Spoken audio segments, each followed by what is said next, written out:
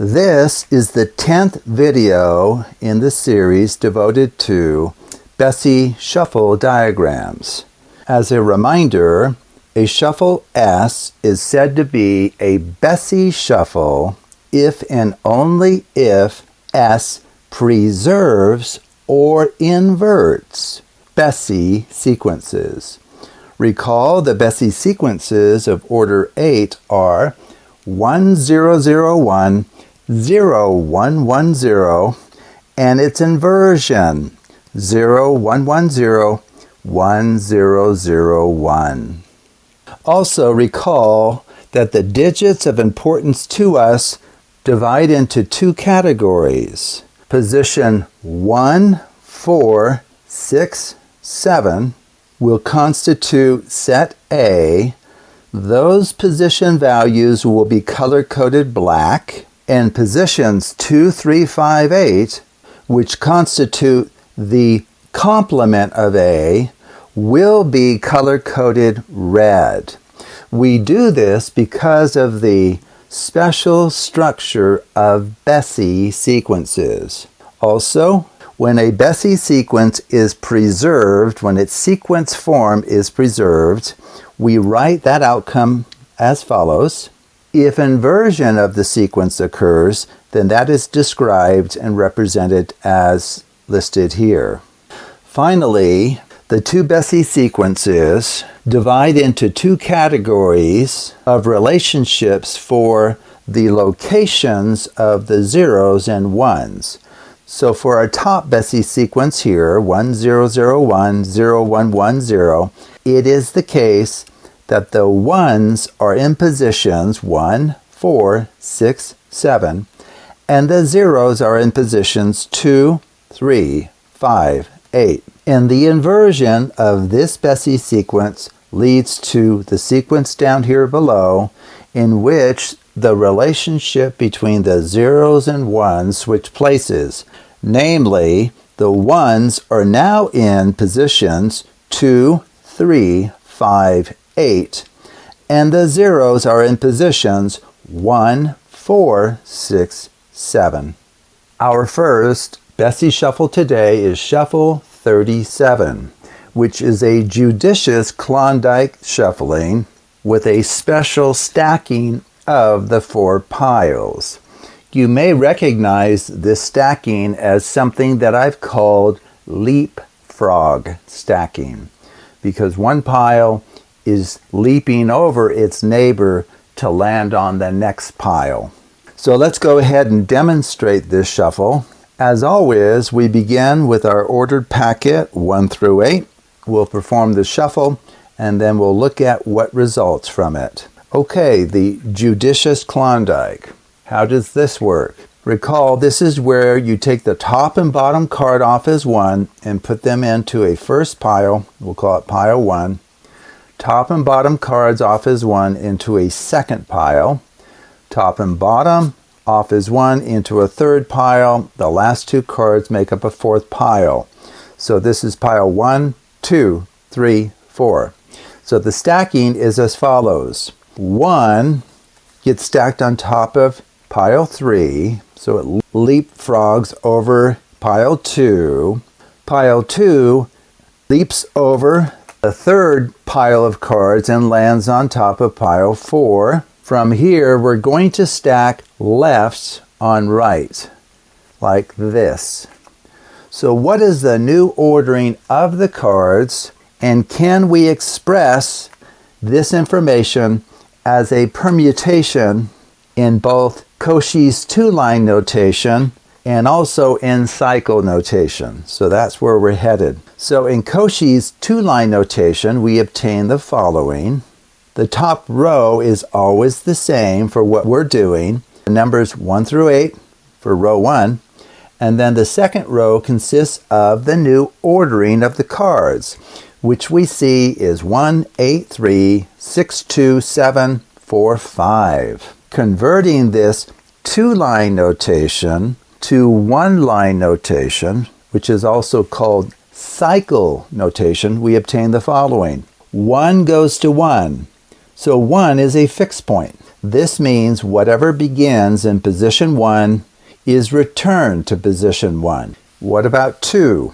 Well, 2 goes to 8, so we have an arrow from 2 to 8. 8 goes to 5, so we have an arrow from 8 to 5. 5 returns back to 2, so this cycles around, completing that 3 cycle. What about 3? 3 is a second fixed point, because 3 goes to 3. So what begins in position 3 will end up in that same position once this shuffle is completed. What about 4? 4 goes to 6, so we have an arrow from 4 to 6. 6 goes to 7, so we have an arrow from 6 to 7. And 7 goes to 4, so it wraps back around, completing a second 3 cycle. Color coding the numerals, we obtain the following. Recall that positions 1, 4, 6, 7 are being color coded black, and position values 2, 3, 5, 8 are color coded red. So using that convention, we see that the following has occurred. Black 1 gets sent to itself.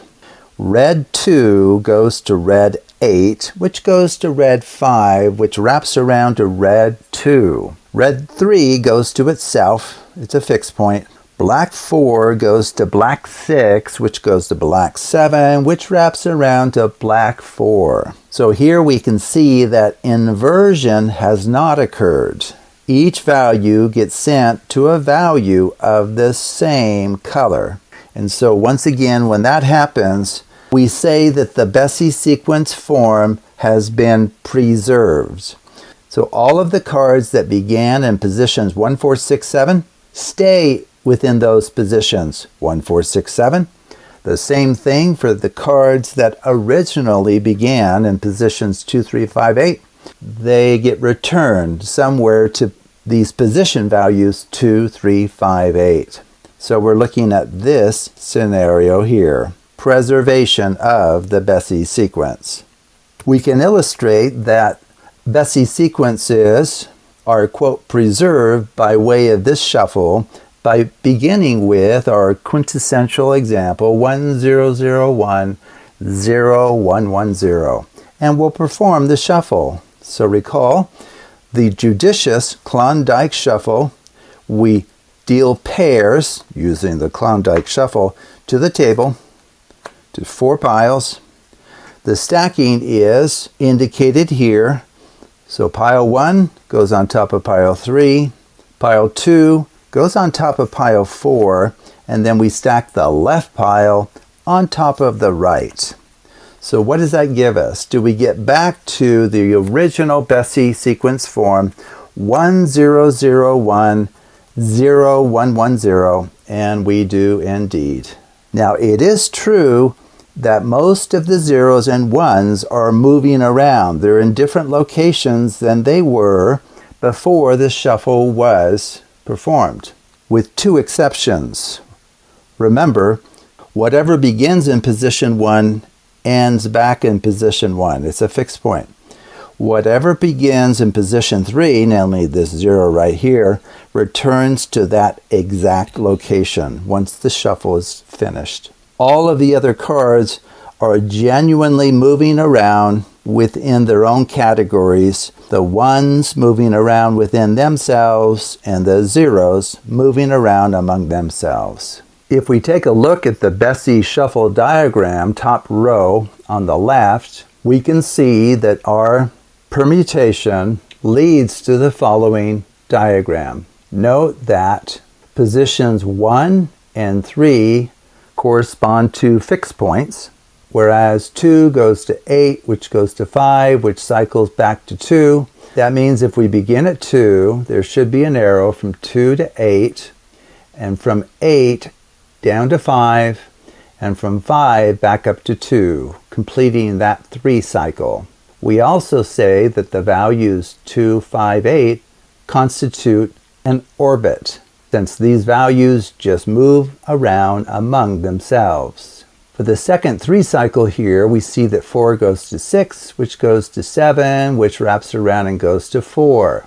So if we start at 4, there should be an arrow from 4 to 6, which there is, an arrow from 6 to 7, straight up, and then an arrow from 7 back to 4, completing that 3 cycle, where those 3 values constitute their own orbit. I also have a note on each of the shuffles for today that these shuffles are special among shuffle permutations in that the shuffle we have just shown you will go from a 2-cycle structure in the study of hidden structures to a mirrored structure, and then it will also take a mirrored structure to an AMP structure, and then it will take this structure type back to a 2-cycle structure. And this will be true for all packet sizes that are a multiple of 4, as indicated down here below. So this diagram will make sense to those who have gone a bit more deeply into the study of cyclic and mirrored structures on the Hidden Structures channel. Our second shuffle for today is Shuffle 38, top row on the right. This is also a judicious Klondike, but the stacking here is slightly different. So let's go ahead and derive the permutation for this shuffle. So we begin with our ordered packet 1 through 8, and we'll perform the shuffle and see what new ordering results. So judicious Klondike, this is where you take the top and bottom cards off as 1 into pile 1, the top and bottom card off as 1 into pile 2, top and bottom off as 1 into pile 3, and then the last 2 will constitute pile 4. The stacking is as follows. Pile 1 leaps over pile 2 and gets stacked on top of pile 3. Pile 2 leaps over pile 3 and gets stacked on top of pile 4. And now this time we're stacking the right pile on top of the left. So let's see what the new ordering of the packet comes out to be. So we see that the new ordering is 2, 7, 4, 5, 1, 8, 3, 6. Writing this in Cauchy's 2-line notation, we obtain the following. The top row is always 1 through 8, and the bottom row is 2, 7, 4, 5, 1, 8, 3, 6. We can convert this to cycle notation as follows. 1 goes to 2, so we have an arrow from 1 to 2. 2 goes to 7, so we have an arrow from 2 to 7. 7 goes to 3, an arrow from 7 to 3. 3 goes to 4, so we have an arrow from 3 to 4. 4 goes to 5, there we go. And then 5 goes to 1, which cycles around, completing a large 6 cycle. And then taking a look at the remaining values, 6 goes to 8, so we have an arrow from 6 to 8. And then 8 returns back to 6, completing a 2 cycle, which is also called a transposition. Color coding our digits, we obtain the following. Recall that in the study of Bessey sequences, position values 1, 4, 6, 7 are color-coded black, and position values 2, 3, 5, 8 are color-coded red. This will help us see what is happening to the Bessey structure once a given shuffle has been performed. And once again, there's just 2 possibilities. Either we get the exact Bessey sequence form back, or we get an inversion of it, which is actually the case for Shuffle 38, as we'll see. So this means that black 1 goes to red 2, which goes to black 7, which goes to red 3, which goes to black 4, which goes to red 5, and that wraps around to black 1. Black 6 goes to red 8, and red 8 wraps around to black 6. So we see that each value gets sent to a value of the opposite color. And so when that happens, we say inversion has occurred. So again, what this means then is the cards that originally began in positions 1, 4, 6, 7 move to positions 2, 3, 5, 8 and vice versa. And we indicate an inversion by this description here. Using our Bessey sequence 1001, 0110, we can demonstrate that inversion does indeed occur if we apply this particular shuffle. So let's go ahead and perform the judicious Klondike in which we follow the stacking as listed. So top and bottom constitute pile 1. The top and bottom go off as a single pair. There we go, pile 2. The next top and bottom cards become pile 3. The last two cards become pile 4. And the stacking is pile 1 on top of pile 3, pile 2 on top of pile 4, and then we stack the right pile on top of the left. So, did inversion of the sequence occur? Well, it appears that it has. We now obtain the other Bessey sequence of order 8, namely 0, 1, 1, 0, 1, 0, 0, 1. And I do want to point out that every single card has been moved to a different location. And that's because we don't have any fixed points, as we can see here. Every single card is moving somewhere different. But nonetheless, the zeros and ones switch places as a group. And when that happens, we say inversion has occurred. Taking a look at the Bessey Shuffle diagram, top row on the right, we see that the transposition 6-8 means that there will be a double arrow between 6 and 8, which there is. And then if we start at position 1, we'll see that 1 goes to 2, which goes to 7, which goes to 3, which goes to 4, which goes to 5, which should return back to 1. So let's check that. So here is 1, 1 goes to 2, so there's an arrow from 1 to 2. 2 goes to 7, there we go. 7 comes down here to 3, so there's an arrow from 7 to 3. Also 3 goes to 4 with an arrow. 4 goes to 5, there you go. And then 5 returns back up to 1, completing this 6th cycle. So regarding the order of this shuffle, we see that it has order 6, which means that this shuffle would have to be performed 6 times to reset a packet to its original order. And as before, I have this tiny little graphic describing a very special feature of this particular shuffle. Namely, in the study of cyclic and mirrored structures, this particular shuffle converts each of our 3 primary types into another in a circular fashion.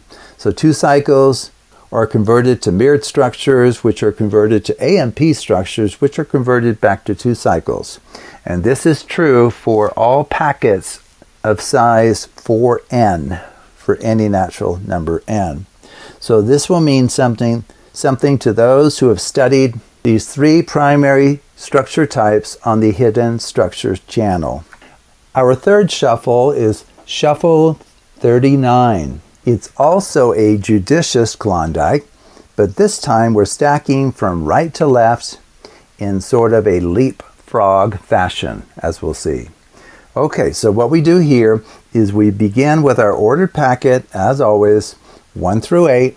We perform our shuffle and then record the new ordering of the cards. So how this works, the judicious Klondike, you take the top and bottom card off as 1 and set that down as pile 1. The top and bottom card off as 1 into a second pile.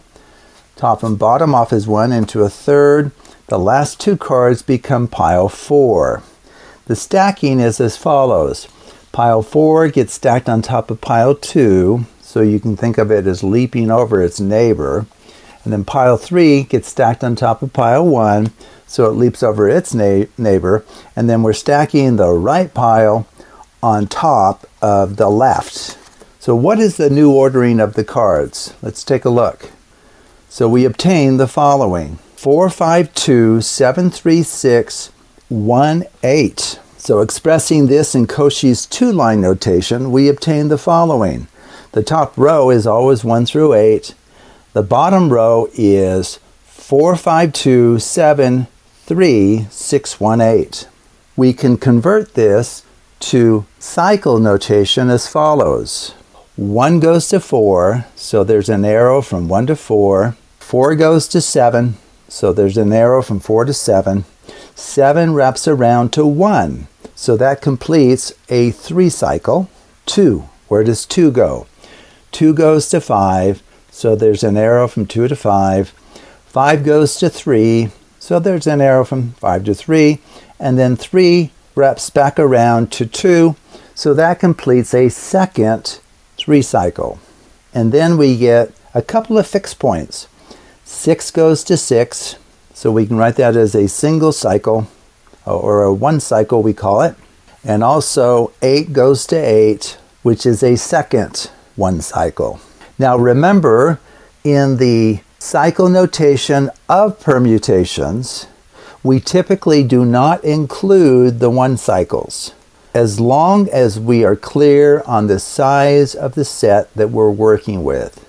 If we know that we started with originally 8 objects or 8 values, then we can safely drop these. So any numeral between 1 and 8 that's not present is assumed to be a fixed point, which they are, 6 and 8. And being a fixed point, what that means then is what began in position 6 is returned to position 6 once the shuffle is complete, and the same is true for position 8. And color-coded, we obtain the following representation. Recall that position values 1, 4, 6, 7 are color-coded black, and position values 2, 3, 5, 8 are color-coded red. This will help us keep track of what happens to the underlying Bessey sequence structure. So in particular, we see that the black 1 goes to the black 4, which goes to the black 7, which wraps around to the black 1. Red 2 goes to red 5, which goes to red 3, which wraps around to red 2. Black 6 goes to itself. Red 8 goes to itself. So we can see here that each value gets sent to a value of the same color. And when that happens, we say that the Bessey sequence structure has been preserved. So what that means then is all of the cards that began in positions 1, 4, 6, 7 end up in positions 1, 4, 6, 7 after the shuffle is completed. And the same is true for the cards in positions 2, 3, 5, 8. They will end up somewhere in these same positions after the shuffle is complete.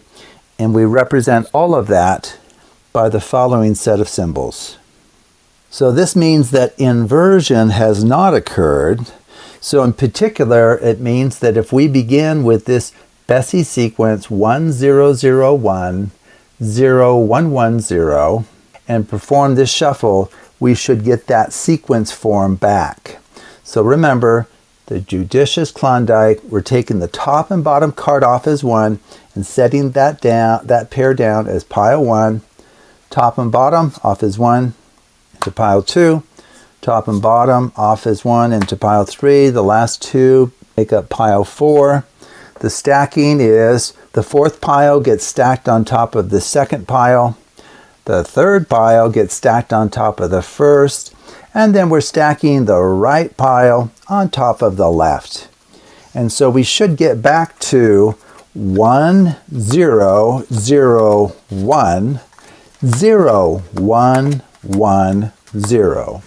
Taking a look at the shuffle diagram for shuffle 39, we can see that the fixed points 6 and 8 are represented as single dots with no arrows, though you could have a circular arrow that starts at 8 and returns to 8, the same thing for 6. And then the first recycle is 1, 4, 7. So this means that if we start at 1, there should be an arrow from 1 to 4, which there is, and then an arrow from 4 up to 7, and then an arrow from 7 to 1, completing that 3 cycle. This also means that the values 1, 4, 7 constitute an orbit, or constitute their own orbit, since those 3 values just move around among themselves each time this particular shuffle is performed. Taking a look at the second 3 cycle, we see that 2 goes to 5, which goes to 3, which returns back to 2. So if we come down here to 2, there should be an arrow from 2 down to 5, which there is, an arrow from 5 up to 3, there it is, and an arrow from 3 to 2, completing that 3 cycle. Those 3 values also constitute their own orbit. And I guess I should point out that value 6 constitutes its own orbit, and value 8 constitutes its own orbit, since objects in those positions don't go anywhere. There's also a note down here below that shuffle 39 is identical to shuffle 34, which we saw earlier in the series. So let's take a look at that. So here is shuffle 34, and it also indicates that it's identical to the one that we just showed you, shuffle 39. And you can readily see the equivalence of those shuffles by just looking at their diagrams. The diagrams are identical for shuffle 39 and shuffle 34, and the arrows are pointing in the same direction as each other. Now, remember here, the alternate Klondike, this is where we perform the Klondike shuffle, but it's a left, right, and then here we're going to stack the right pile on top of the left pile. Okay? So what we have just seen here is that that set of actions, or that shuffle, is equivalent to the shuffle that we just performed, shuffle 39. And it would require a little bit of detective work to perceive that those are indeed equivalent sets of actions, leading to the same permutation of the cards in the end. Our last shuffle for today is shuffle number 40. It is a judicious Klondike in which the stacking is similar to the previous shuffle, shuffle 39, except for the fact that the left pile at the very end is stacked on top of the right pile. Okay, so let's go ahead and demonstrate this shuffle and obtain the permutation representation for it. So we begin with our ordered packet 1 through 8, and we perform the shuffle. So the judicious Klondike shuffle is always the same in terms of the first set of actions. We take the top and bottom cards off as 1 and set them down into the first pile. We take the top and bottom card off as 1 and set those down into a second pile. Top and bottom cards off as 1 into a third.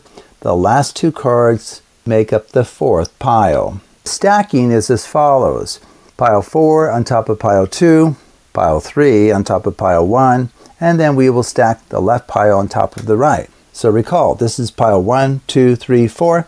So pile 4 is right here, and it leaps over its neighbor and gets set on top of pile 2. Pile 3 leaps over its neighbor and gets set on top of pile 1. And then we stack the left pile on top of the right. And so let's see what is the new ordering of the cards, and will that enable us to write Cauchy's 2-line notation for this permutation. So in Cauchy's 2-line notation, we obtain the following. So the top row is always 1 through 8, and then we get 3, 6, 1, 8, 4, 5, 2, 7. Converting this to cycle notation, we obtain the following. 1 goes to 3, so there's an arrow from 1 to 3, and then 3 returns back to 1, so it cycles back to 1. So this is called a 2-cycle, also a transposition. That's another name for it. Next, we get a monster cycle, a 6-cycle. So 2 goes to 6, so we have an arrow from 2 to 6. 6 goes to 5, so there we go, an arrow from 6 to 5. 5 goes to 4, so we have an arrow from 5 to 4. 4 goes to 8, so we have an arrow from 4 to 8. 8 goes to 7, so we have an arrow from 8 to 7. and then 7 returns back to 2. So that completes that cycle, which is actually a 6 cycle. So if we color code our values, we obtain the following representation. And let me just remind you of the color coding convention for Bessey sequences. So the position values 1, 4, 6, 7 are color coded black. The position values 2, 3, 5, 8 are color coded red.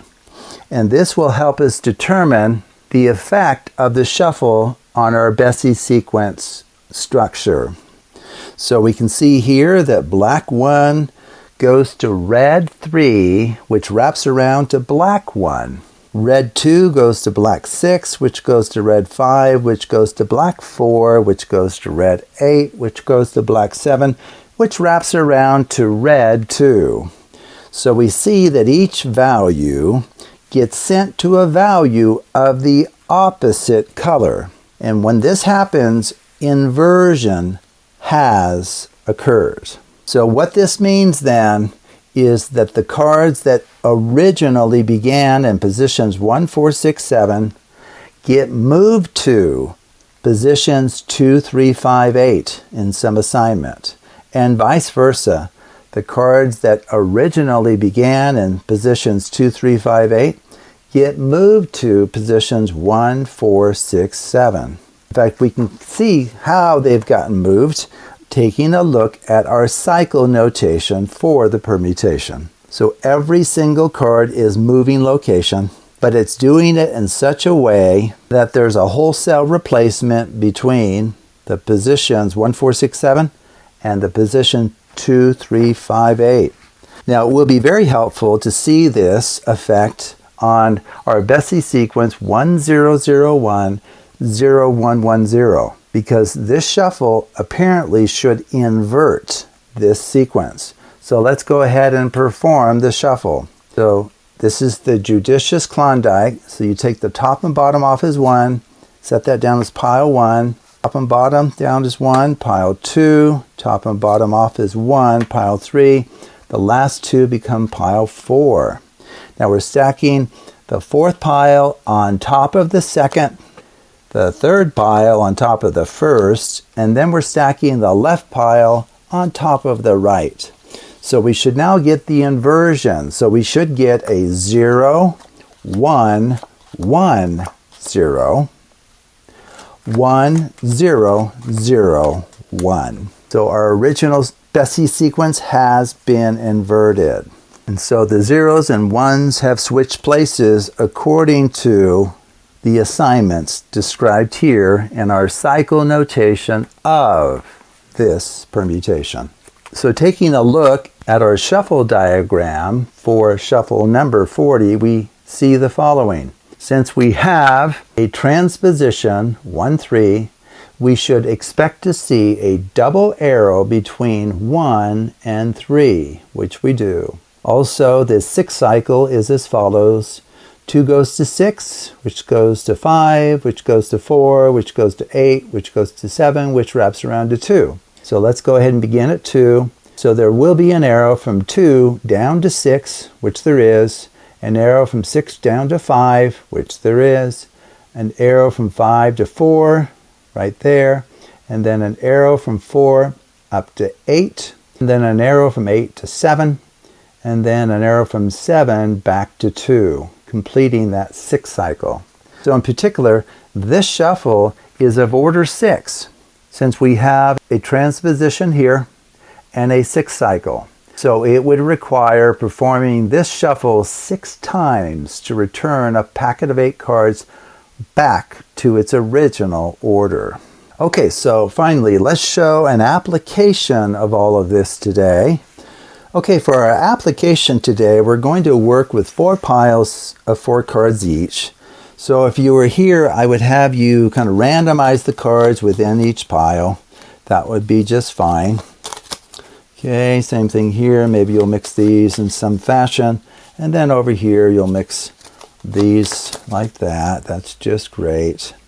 Okay, now what I need you to do is stack any two of these piles of 4 cards together. It's completely your choice. So maybe you'll decide to stack this one on top of that one. That's great. And then maybe you'll decide to stack this one on top of that one. That would be fine as well. So we have these 2 piles of 8 cards each. So let me just straighten them up over here. Okay, so what we're going to do is we're going to randomize these cards in a number of different ways. I mean, by the end, there's no way that any human could know where any cards are, even if they happen to know the original ordering of these packets. Now, by the way, you've already mixed them within each set of 4, and then you randomly stack 2 of them together. So really, no human could now know exactly where cards are, because I could have allowed you to randomize those piles of 4 cards with my back turned even. So what we're going to do is we're going to mix these piles in a way that will just scramble further the ordering of the cards so that we ensure that no one could know anything about these cards. Okay, so we stacked into 3 piles there. Very good. And we do 3 piles again. Okay, and then we'll stack these together. Okay, so we have these 2 piles of 8 cards each. It's kind of messy, sorry about that. So what we're going to do is I'm going to allow you to choose any of the 4 shuffles today that we've shown you to randomize each of these packets. Now, I do need to point out that it is actually the case that you could choose any of the 40 shuffles we have shown thus far and apply any of those in any order and in any quantity to either one of these packets or both packets. Okay, so you can shuffle these differently or the same if you would like. Okay, so why don't we begin with the pile on the left here. So maybe we'll focus on our new shuffles today, just so that our video is no longer than it really needs to be. So which of these shuffles would you like me to perform? 38? Okay. Okay, so we'll go ahead and do 38. So that's a judicious Klondike. So check me here. Make sure that I'm being honest here. I'm going to try to do them correctly. So 38, you said. So this is stacking pile 1 on top of pile 3, pile 2 on top of pile 4, and then we stack the right pile on top of the left. Okay, so are you content with all of the mixing that we've done, considering that you randomized the cards within each set of cards and then you randomly stacked the piles of 4 cards? Do you want to do any more of these today that we've shown you today? You do. 39? Great.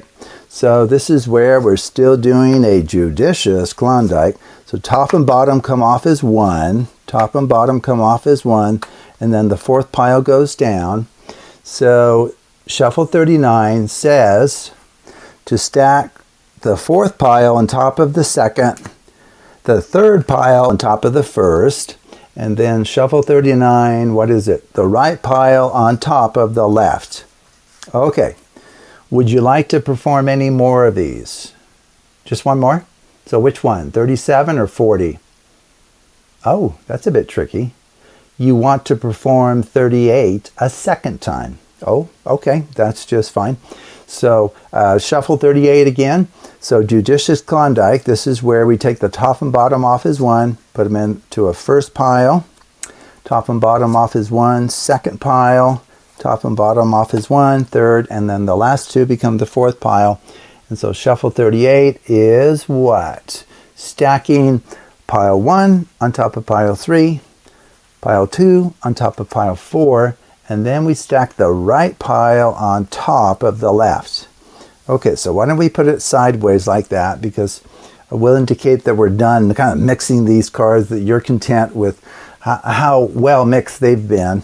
Okay, now what about our other pile? Which of these would you like to perform? 37?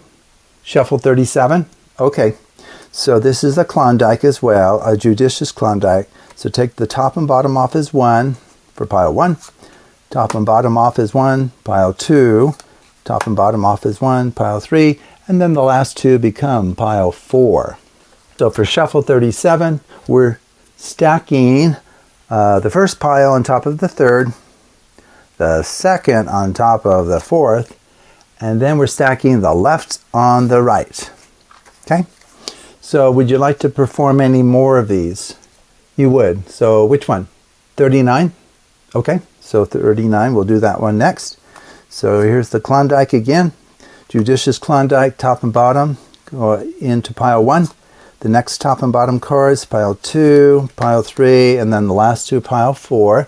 So shuffle 39, we take the fourth pile, stack it on top of the second. The third pile goes on top of the first.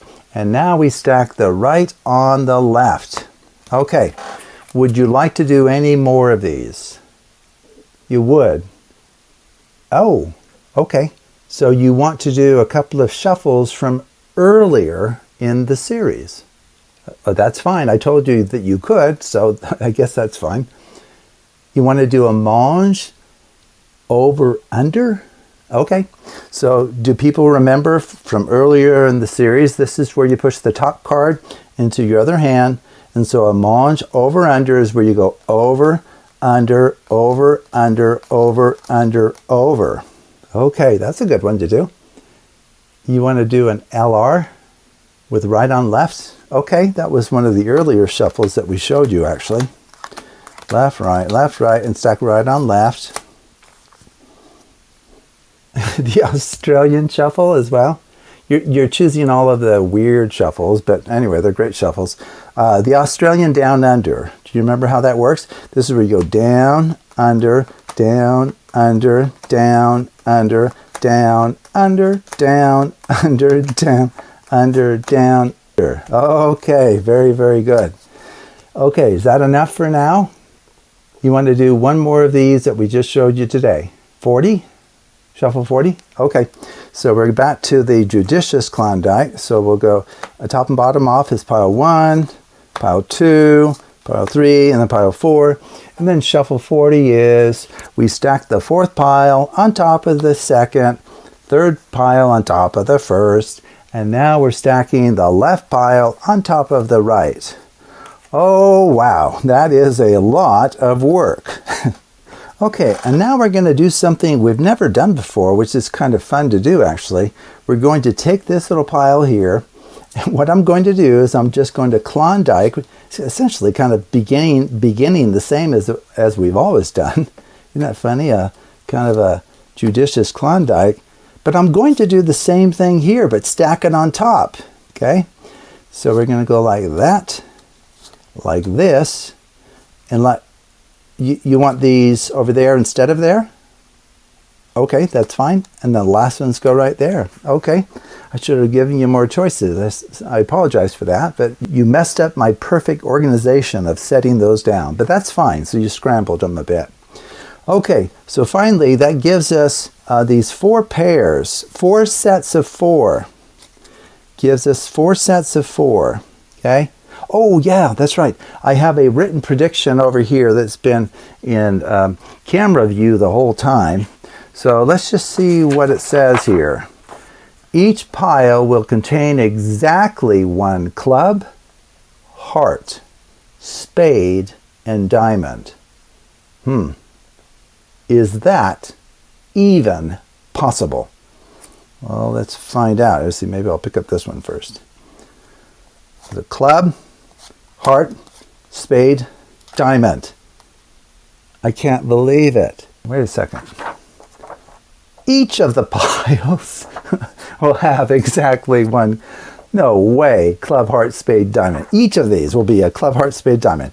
I don't think so. There's a spade. There's a diamond. There's a club. And there's a heart. How is this possible? So club, heart, spade, diamond for each. No way. Heart, club, spade, diamond. And then what about this one? Club, heart, spade, diamond. How, after all of that randomization and impromptu choices and even kind of messing up what I was doing by switching pairs and making choices that none of us could have known that you would make ahead of time, how is it possible that it's led to a confirmation of a prediction that was written before all of the mixing began? Okay, so that's what we're looking at today for this final application. Okay, so let me explain to you how this one works. Believe it or not, it's quite simple, actually. I thought of adding, once you understand these principles, you can really come up with very elaborate mathematical card effects that, quite honestly, hardly anyone on planet Earth would ever be able to figure out what in the world is going on and how did you accomplish what you accomplished. Okay? Now, I backed off the complexity of this last minute because I didn't want it so convoluted that people would become discouraged and think, oh, I could never do that. Okay?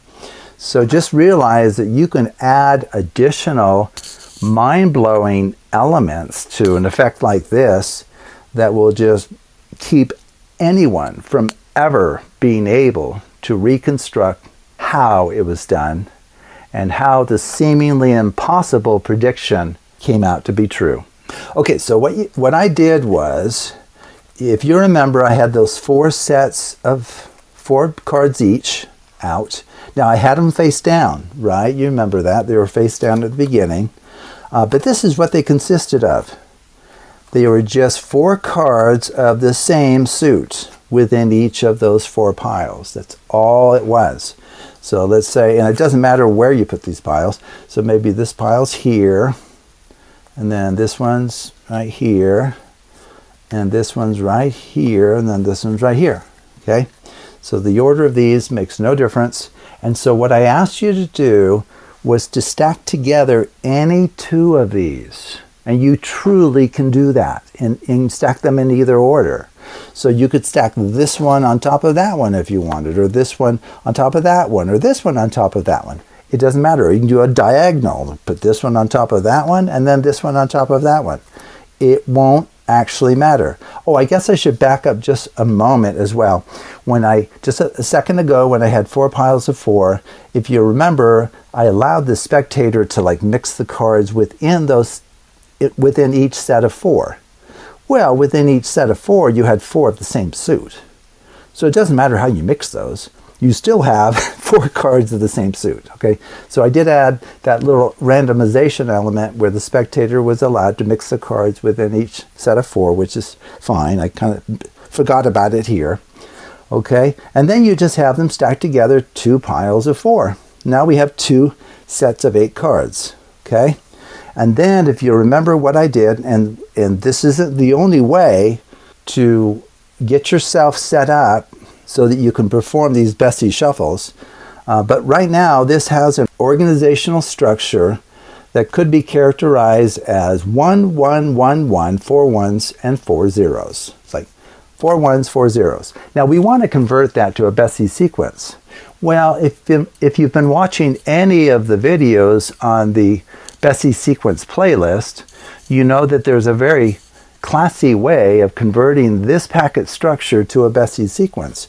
And so this is where you do this triangle deal. You remember that? You deal them out in a clockwise fashion into a triangle, and then the first pile dealt gets picked up first, and now you just pick them up in counterclockwise order. Okay? So that one's been mixed, which is great. So maybe I'll just put it there. And then we do the same thing for this one. So secretly, this is converting our packet of 8 cards into a Bessey sequence. So we stack counterclockwise. Okay? And I can even show you that these are Bessey sequences, just so you can see that for yourself. Okay? So no big surprise there, but let me just display that. It will dissipate some of the any confusion or unhelpful mystery behind this for you as the performer. Okay, so can you see that this is a Bessey sequence relative to clubs and hearts? Because we have a heart, a couple of clubs, and then a heart, and then a club. A couple of hearts and a club. Here, one spade, two diamonds, a spade, one diamond, two spades, and a diamond. So both of these are Bessey sequences relative to not only different colors, it ends up, but different suits, okay? So these are Bessey sequences. Now what that means then is any of the 40 shuffles, and there'll be more coming, any of the 40 shuffles that we've shown thus far can be performed on either one of these packets as many times and in any order that you like.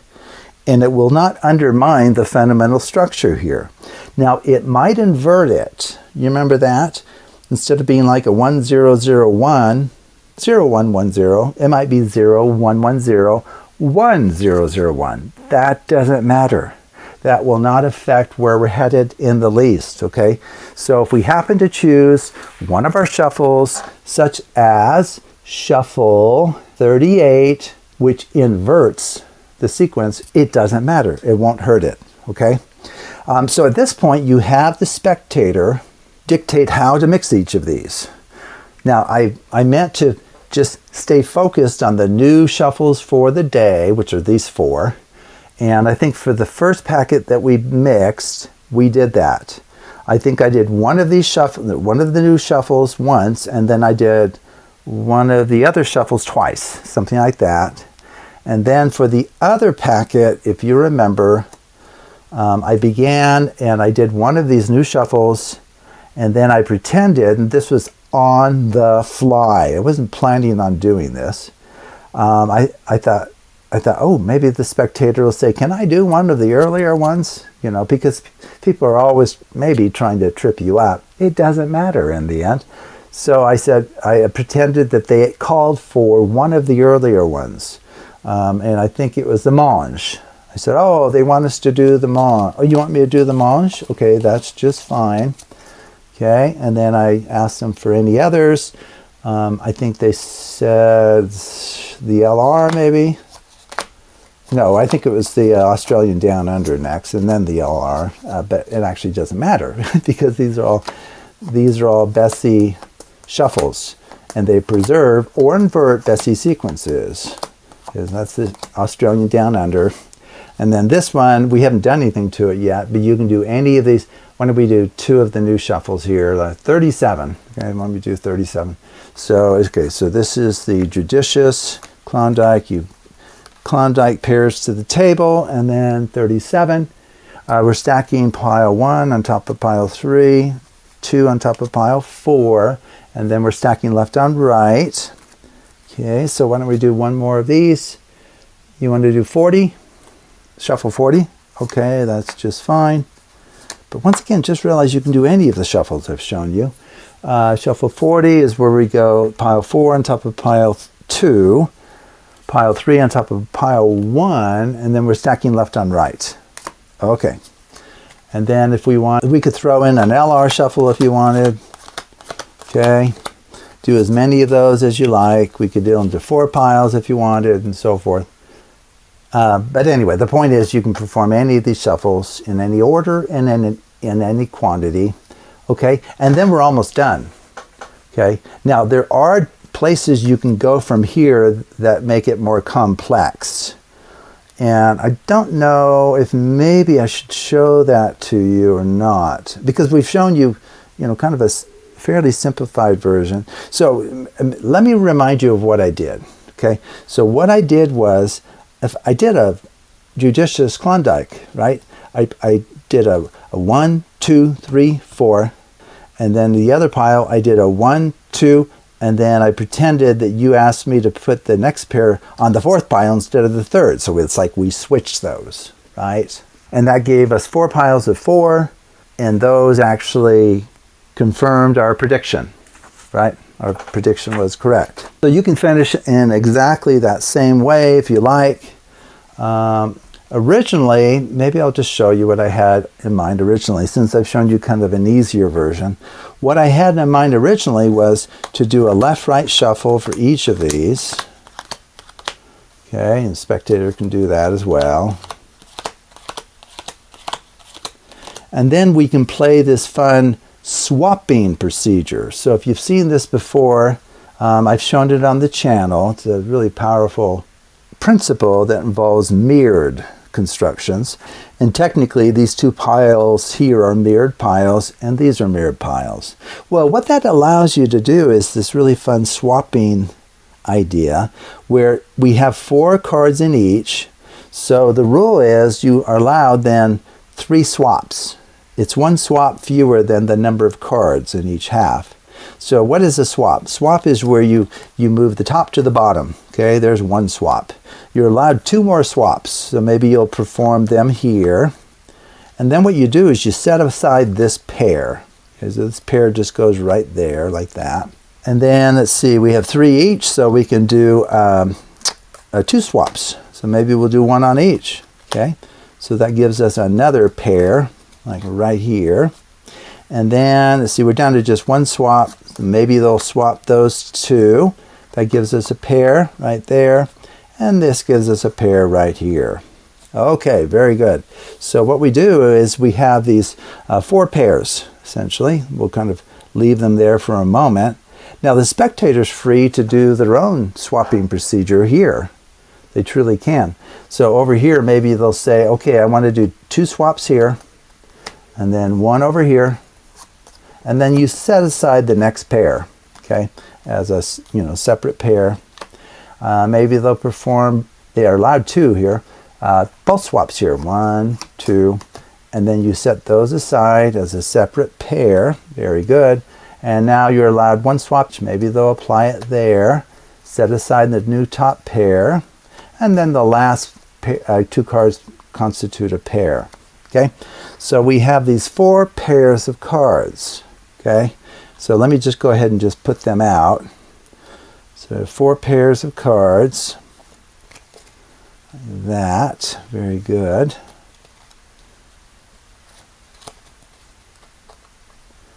And let's see, are we going to be able to fit these? Okay, and so what I need you to do now is I just need you to choose, here we go, choose any one of yours and stack it on top of any one of mine. So maybe you'll take this one and stack it on top of that one, so that's a pile 4, perfect. And then you can also stack one of mine on top of yours if you would like. So maybe you'll choose this one and stack it over there. That's just fine. Here we now have a second pile of 4 cards. How do you want to stack these? One of these can go, this one can go on top of that one, and then this one on top of this one. Okay, very good. Okay, so we get these 4 piles of 4 cards each. Well, what's going to happen is these 4 piles of 4 cards each, if I haven't made a mistake, will actually satisfy our prediction that each pile will contain exactly 1 club, heart, spade, and diamond. So let's see if I made any mistakes.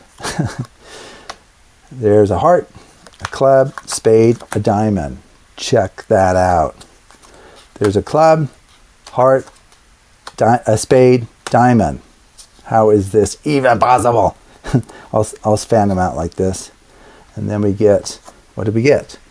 1 of each, right? And then finally, we get 1 of each again, okay? So anyway, that was the kind of more elaborate presentation I had in mind, but I think most viewers would prefer the one I actually showed you at the beginning. So if you perform it just as I did, it's going to work perfectly and satisfy your prediction, which should blow away any and all spectators. So anyway, that is an application for this video today that's presenting shuffles 37 to 40, and just realize that you can use any of the shuffles previously.